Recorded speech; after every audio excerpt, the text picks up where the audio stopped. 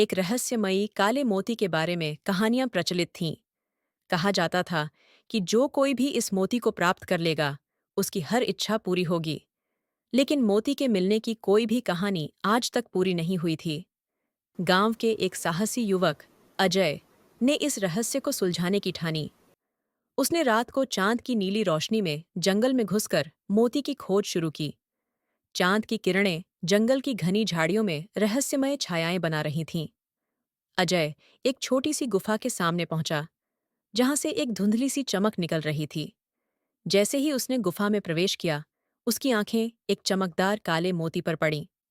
मोती पूरी तरह से काले और रहस्यमय था।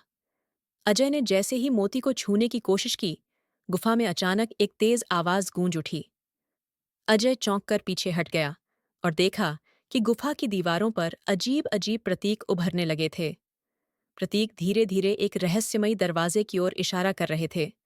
दरवाजा खुलने पर अजय ने देखा कि एक शानदार खजाना उसकी ओर बढ़ रहा था। लेकिन जैसे ही उसने खजाने की ओर कदम बढ़ाया, दरवाजा फिर से बंद हो गया। अब अजय को समझ आ गया कि मोती की कीमत केवल इच्छाओं की पूर्ति नहीं, बल्कि एक बड़ी परीक्षा में छिपी है। उसने अपनी जिज्ञासा को शांत किया और खजाने के पास पहुंचा। तभी उसने महसूस किया कि खजाना खुद को सहेजने के लिए नहीं, बल्कि दूसरों की मदद के लिए था। मोती को हासिल करने के लिए अजय को अपनी इच्छाओं को त्याग कर गांव के लोगों की समस्याओं का समाधान ढूंढना पड़ा। अजय ने मोती को वापस उसी गुफा में रख दिया और गांव वापस लौटा। उसने देखा कि मोती की रहस्यमय ताकत ने गांव को समृद्ध और खुशहाल बना दिया था।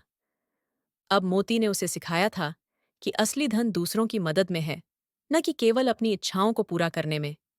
इस तरह काले मोती का रहस्य केवल एक अद्भुत कहानी ही नहीं, बल्कि जीवन का एक महत्वपूर्ण सबक भी बन गया।